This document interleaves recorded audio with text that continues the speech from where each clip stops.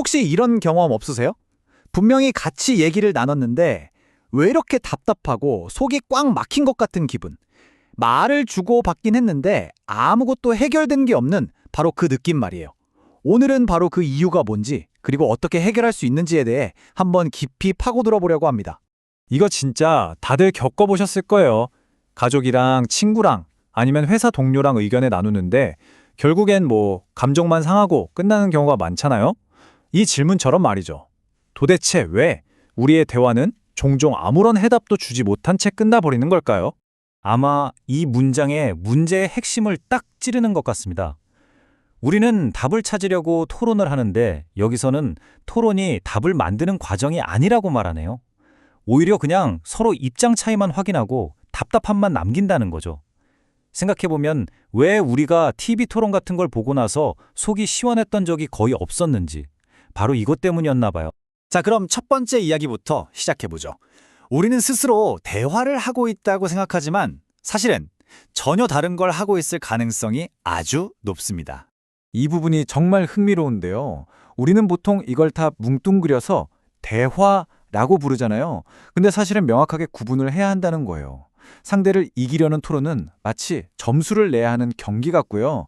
내 의견만 막 외치는 주장은 글쎄요, 관계가 없는 무대에서 혼자 하는 독백 같은 거죠. 둘 다 진짜 소통이랑은 거리가 멀다는 겁니다. 자, 이 표를 한번 보세요. 왼쪽에 있는 토론의 특징은 아주 명확하죠. 각자 자기 의견 내세우고 결국 해결되는 건 없고 좌절감만 남는다. 그런데 오른쪽에 진정한 대화 칸은 텅 비어 있습니다. 과연 저 빈칸에는 무엇이 들어가야 할까요? 그게 바로 오늘 우리가 함께 찾아낼 해답입니다. 그러니까 다시 한번 딱 정리를 해볼게요. 토론은 답을 찾기 위한 게 아니에요. 그냥 대결이죠. 그리고 주장은 소통이 아니라 그냥 내 생각을 일방적으로 던지는 행위일 뿐이고요. 우리가 맨날 답을 못 찾고 제자리 걸음만 했다면 아마도 이 두 가지 함정 어딘가에 빠져 있었을 겁니다. 자, 그럼 이제부터가 진짜 중요합니다. 토론도 아니고 주장도 아니라면 도대체 진정한 대화란 뭘까요? 그 본질적인 의미를 한번 파헤쳐 보겠습니다. 와, 이 정의 정말 멋지지 않나요? 대화라는 게 그냥 말을 주고받는 게 아니라 말이라는 도구를 써서 더 크고 새로운 가능성의 세상을 함께 열어가는 일종의 창조적인 기술이라는 거예요. 저는 이걸 딱 보고 나니까 대화라는 단어가 완전히 다르게 보이더라고요. 대화라는 한자를 한번 뜯어볼까요? 첫 글자인 대는 말 그대로 크다란 뜻이죠. 작고 사소한 걸 넘어서서 뭔가 큰 것을 함께 만들어간다는 의미가 여기에 담겨 있습니다. 그리고 두 번째 글자인 화는 말하다라는 뜻인데요. 이게 참 재밌는 게 꽃 화자처럼 무언가를 활짝 열고 꽃 피운다는 의미로도 볼 수 있다는 거예요. 그러니까 말을 통해서 가능성을 꽃 피운다. 이런 뜻이 되는 거죠. 그러니까 핵심은 이겁니다. 대화, 즉 대화는 크게 말해서 새로운 세상을 꽃 피우는 행위인 거죠. 그렇기 때문에 대화의 목적은 절대 논쟁에서 이기는 게 될 수가 없어요. 반드시 함께 해답을 찾아내서 더 큰 세상으로 나아가는 것, 그게 진짜 목적이 되어야 합니다. 좋습니다. 이제 대화가 뭔지는 알았어요. 그럼 어떻게 해야 그런 진짜 대화를 할 수 있을까요?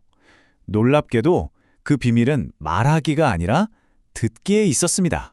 우리는 보통 말을 잘해야 대화를 잘한다고 생각하잖아요? 근데 사실은 정반대라는 겁니다. 진정한 대화의 문을 여는 열쇠는 내가 얼마나 말을 잘하느냐가 아니라 상대방의 말을 어떻게 듣고 받아들이느냐에 달려있다는 거죠. 자, 여기에 바로 그 해답을 찾는 4단계 과정이 있습니다. 1단계는 비우게 두기예요. 상대방이 처음 하는 말을 절대 끊지 않고 끝까지 들어주는 거죠. 그 사람의 생각을 완전히 쏟아낼 수 있게요. 그리고 2단계, 기다리기입니다. 말이 끝나자마자 바로 내 생각은 하고 끼어드는 게 아니라 잠시 침묵으로 공간을 만들어주는 거예요. 바로 이 신뢰의 공간에서 3단계, 진짜 핵심 듣기가 가능해집니다. 그럼 상대방이 정말로 하고 싶었던 더 깊은 속마음을 꺼내놓게 되죠. 이 과정을 제대로 거치면 놀랍게도 4단계, 해답이 저절로 모습을 드러낸다는 겁니다. 자, 이제 거의 다 왔습니다. 마지막으로 이 듣기 기술이 우리에게 가져다주는 놀라운 결과는 과연 무엇일까요? 바로 우리 각자의 생각을 훌쩍 뛰어넘는 무언가를 발견하게 된다는 겁니다. 우리가 흔히 하는 착각이 있죠. 내가 막 똑똑한 아이디어를 내서 이 문제를 해결해야 한다고 생각하는 거예요. 하지만 진짜 해답은 한 사람의 머리에서 번쩍하고 나오는 게 아니라고 합니다. 네, 바로 지혜에서 나옵니다. 여기서 말하는 지혜라는 건 그냥 내 개인적인 지식이나 똑똑함이 아니에요. 진정한 듣기를 통해서 신뢰가 쌓인 그 공간에서 마치 저절로 피어나듯이 발현되는 더 높은 차원의 통찰력을 의미하는 거죠.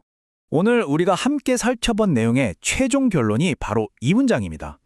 내가 답을 내려고 애쓰는 대신에 상대방을 믿고 그 사람의 말이 충분히 펼쳐질 수 있는 안전한 공간을 만들어주는 것, 그것이야말로 내 생각과 상대의 생각을 뛰어넘는 더 위대한 지혜가 작동하게 만드는 유일한 방법이라는 겁니다. 오늘 우리는 대화의 본질에 대해 다시 한번 생각해 봤습니다. 어쩌면 여러분이 지금 마주한 가장 어려운 문제에 대한 해답은요, 여러분이 똑똑한 말을 하려고 애쓰는 걸 멈추고 그저 상대방의 말을 잠잠히 끝까지 들어줄 때 비로소 모습을 드러낼지도 모릅니다. 여러분을 기다리고 있는 그 위대한 해답은 과연 무엇일까요?